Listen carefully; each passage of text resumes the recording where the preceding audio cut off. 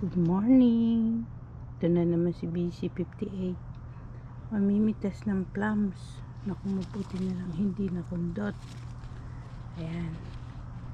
Ikot na muna natin for inspection kasi yung mga ganitong medyo green, iiwan yan para may matira. Ayan. Ngayon pinakamainam pumasok ako sa loob dito. Kaso, dahan-dahan. Kasi baka makapingas ako. Ayan. Sa loob ng plum tree. Plum tree. Ano kasi ito May nabili sa Los Angeles noon sa isang bilihan ng paninda ng puro puno. Nagtikit sila ng apricot kaya naalihan ko. Kaya kung di nyo pa napanood yung mga una kong mga video vlogs, pinakita ko yung inani kong apricot dito. Siguro mga 3. Yung iba kasi yung naiwan, baka nahulog, nakain ng ibon. Saka para makakuha kayo ng mga idea sa mga dati kong video vlog at mapanood nyo rin yung mga susunod or upcoming or latest videos. Ayan. 2 kulay ng plums pag hinog na ganyan ang kulay. Ayan, marami na rin nalalaglag. So ngayon kasi sa California, kaya parang nawala dito yung mga nasunog na plums.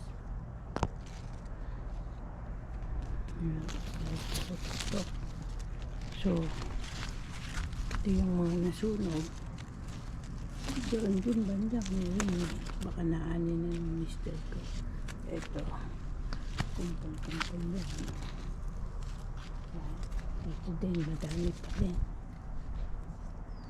Ayan. Minsan kasi nag-o-off ng automatic tong GoPro. Kaya mag-subscribe kayo para pala kayo nakakapanood ng mga video vlogs ni BC58. Yan. Ngayon, umpisahan ko na pagpitas. Ito ang masarap na gawing candy. Saka mga dried fruits. Ngayon may proseso ang paggagawa ng dried fruits. Kapag namasukan kayo sa mga gawaan, magkakaroon kayo ng idea kung paano ang mga okay naman ang mga ginagamit nilang preservatives. Siyempre minimum mga pinag-aaralan nila yan. Kaya lang sa dami ng trabaho ko dito, hindi ko na kaya yung gumawa ng mga gano'n. Kaya ko lang smooth. Kaya lang namin mag-asawa gumawa ng smoothie,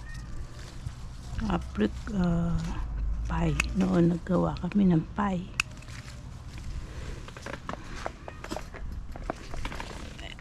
Hinahaluan namin ng yung apricot, hinahaluan namin ng mango. Mamatamisin, lalagyan ng konting cinnamon. Mamatamisin, syempre kailangan asukal. May procedure yan manonood kayo sa YouTube para magka-idea kayo. Ito naman, kakainin nyo, gasan nyo. Yung apricot, pwedeng gawing smoothie.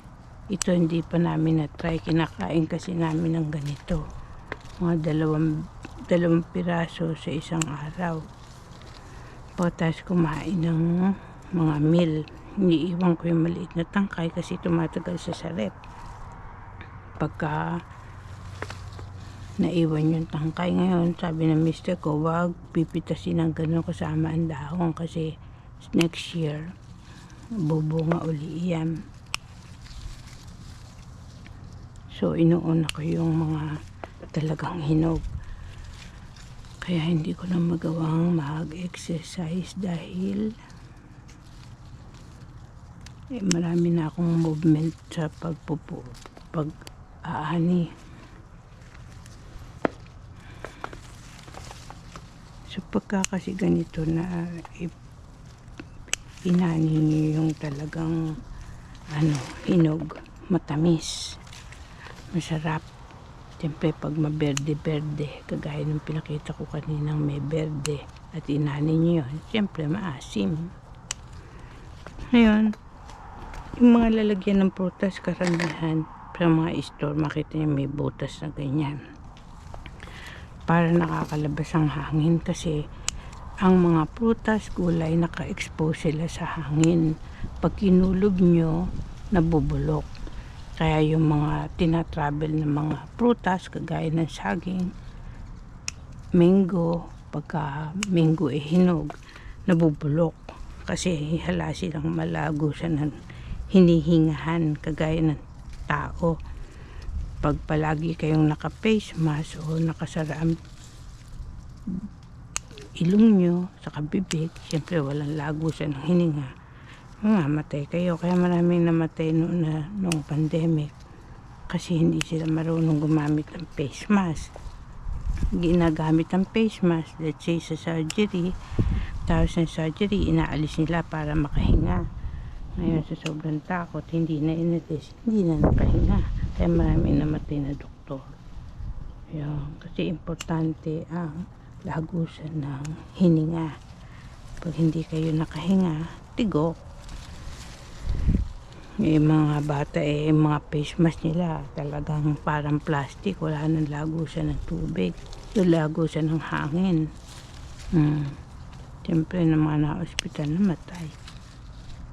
Ako nga sa sobrang takot ko, nung nag-garden ako balot na balot ako hindi ako nakahinga. Halos ang hirap i-recover nung nagka-hypoxia ako. Hypoxia ata tawag dun. Kita ko sa microbiology book ko. Ay nako, it takes me a while. Buti hindi ako na kausap ng mister ko. Pumasok ako sa loob ng kwarto. Kailangan kasi makuha niyo yung hininga pag naubusan kayo, parang mga diver. Mga diver pag nahirapang huminga at nagsalita, tigok. Kasi kailangan nilang ma-retrieve yung natural breathing nila, natural way of breathing, normal way of breathing. Kailangan makakuha sila ng sapat na hangin para masupplyan ang brain. Ganun. Lola, you just harvest the ripe so we can leave those unripe, so it's not too sour. Kasi minsan nagkumuha siya kahit ilaw, wala namang matitira. When you pagka naumay, wala nang maani, parang lansones. Pag nagmamadali sa pag-ani, tapos bigla kayong naumay, gusto nyo kumain ng lansones, o kaya nagka-vlogger kayo, nagka-bisita kayo na gusto ng lansones, wala na kayong ma-present. Mga ilan-ilan lang ang nakakain. Ganon. Sa kapag handle ng fruits, magaang ang kamay nyo, mababa. Magaang ang kamay nyo, sa kapag lagay nyo, banayad na banayad. Kasi kung ihahagis nyo yan, baliwala yung pagod nyo, hindi tatagal. Yun ang tinatawag na proper handling. Kailangan lahat iniingatan. Kagaya sa Bible, laging mag-iingat sa paalala ng salita ng Diyos. Laging mag-iingat. Batas yun batas ng Diyos. Laging mag-iingat. Kagaya sa pagdadrive, siyempre laging mag-iingat. Padadaan yung mga tumatawid. Nakita nyo pa lang na humakbang, hinto na kayo. Unang take ko ng exam hindi ko napansin nakaitim. Sa LA pa kami. may tumatawid nakaitim. Paangat pa lang yung kamay, paa, patawid, abay, baksak na ako. Hindi madaling kumuha ng driver license dito sa California, mahigpit. Hindi ko malaman kung sinetap ako nung driver. Kumuha kasi ako ng driver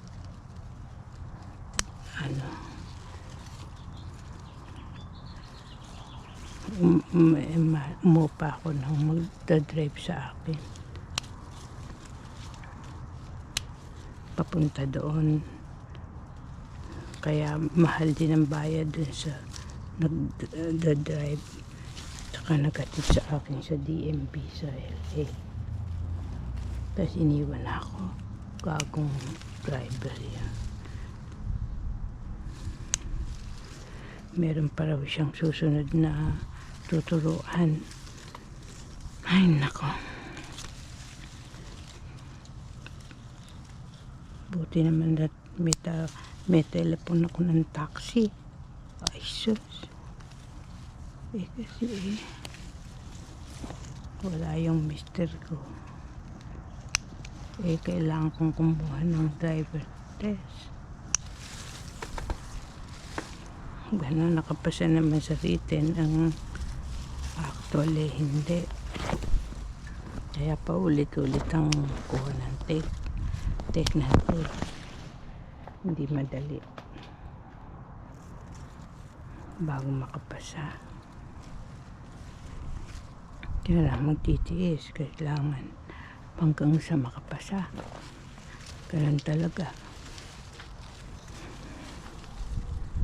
Yung kinukuha kang malalaki.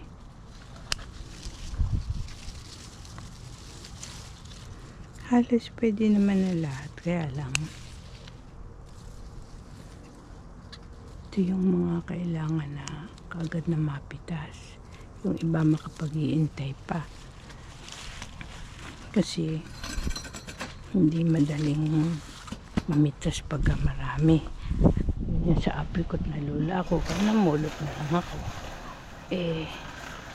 Pagka masyadong marami, siyempre kailangan yung pinakahinog lang ang unahin at may upuan. Ganyan talaga ang mga senior, madali ng mga awet. Saka pagka kasi lagi rin na-abuse yung pagtayo-tayo, madaling sasakit ang binte. Pagka ganitong may upuan, nakaka-relax. Ang bibit-bitin yung upuan ay magaang lang. Baka ayan, kumukulo na yung aking tiyan. Hindi pa kasi kami nag-almusal, nagluto na lang ako ng sinaing para mainit yung kakainin namin ulam. Saka nag-pressure cooker na ako ng baka kasi pinalalamig ko pa yun. Pinalalamig ko yung baka, ay yung nilagang baka, tapos tatakpan, lalagay sa rep, kinabukasan sasalain ko yung mga sebo. Ganon, kasi delikado sa puso yan, mga sebo, mga taba ng karne. Yan, pwede naman ang laman, hindi naman delikado kumain ng karne. Siyempre kinabukasan yan, pag naalis ko na yung sebo, pakukuluan ko, hahanguin ko yung karne para hindi madurog bago ko ilagay ang mga gulay. Siyempre mga ganong idea nasa short vlog ko na yan, mapapanood nyo rin mga ideas paano hahaba ang buhay at hindi atakihin sa puso o magkaka-high blood o tataas ang cholesterol. Ganun yung mga pamamaraan. Siyempre alam nyo naman, mga may experience na kayo sa mga gastos sa mga doktor, gastos sa operasyon. Kung nag-iingat, siyempre makakaiwas sa gastos. Isipin nyo yung totoo yun. Nagbayad ka na sa ospital ng operasyon, namatay pa yung pasyente. Oh, siyempre kung barado ang kakakain ng taba, barado ang puso kahit CPR yan. Paano matatanggal ang barado doon? E di maglulundag kayo baka sakali. Kasi nung nahirapan ako ng pahinga, yung ginawa ko, kasi siyempre mahilig din ako sa mga taba, mga lechon noon. Pumara na siguro. Kaya natyaga ako habang nung maliit. Pag hinahatid yung mga bata sa school, naglalakad ako, jogging with jumping. Siyempre parang itlog, parang lansones, ayun, jumping and jogging and jumping. Isang buwan siguro yun. Hanggang sa natagtag na wala. Kasi pagka mga barado ang ugat sa puso, siyempre, pag barado, hirap kayong huminga, yung daloy ng dugo, daloy ng hangin na dapat papasok sa loob ng katawan, hindi makapasok. Ito may mga kagat ng ibon. Kasi yung mga scarecrow like this, scarebird, scare ribbon, nabibili sa tractor supply. Yan, nilagyan doon, meron yan mga natanggal. Hindi ko kasi nakita, saka walang mabiling siguro maraming bumili sa tractor supply company, maraming bumili. Pwede siguro online, order kayo online, baka ma-produce sila. Nung nakaraan kasi punta namin, ubos na. Alam ko meron pa akong natabi. Ang masago sa sobrang higpit ng pagkatago, hindi na nakita. Kaya hindi ko nagamit, kaya maraming kagat ng ibon. Pero sa gabi sila umaatake. Siyempre hindi naman lumalabas yung mga scare, hindi nila nakikita. Wagayway ng scarebird, scare ribbon, scarebird, scare tape. Tawag dyan tape, scarebird, tape, scare tape, scarebirds. Yan makikita niyo sa lalagyan nun. Pinakita ko rin yan sa old vlog ko noon. Kung saan nakalagay. Naka-roll siya kaya. Pero sasabihin nyo, scare ribbon, scare birds. Alam na nila yun. Effective naman kasi hindi dumami ang ibon. Saka delikado kasi sa mga pusa. Ayaw ng mga pusa namin ng mga ibon. Talagang inaano nila para silang mga Superman na nalilipad. Talagang nababaksak, patay lahat ang mga ibon na pumasok dito. Ayaw kasi ng tingnan nyo, dami, hinog yun. Ito kasi pag nag-aani kayo, the best time na mag-aani sa umaga para hindi mainit o kaya late in the afternoon. Ngayon, kasi late in the afternoon para hindi mainit, hindi nakakapasok. Saka meron kayong lilim.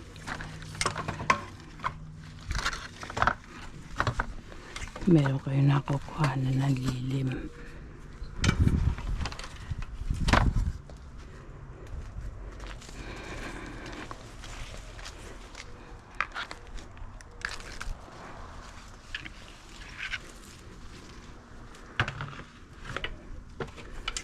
Kasi kailangan lang akyatin dahil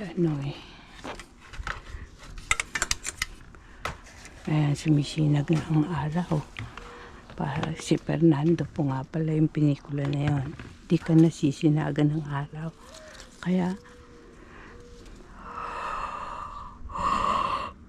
kailangan pagka umaga lalabas kayo kasi mahusay sa yung sikat ng araw kaysa hindi nasikatan ng araw. Sabi ni Fernando po. Hindi ko alam kung sino yung nakasabihan niya. Sinabihan niya ng di ka nasisikatan ng araw.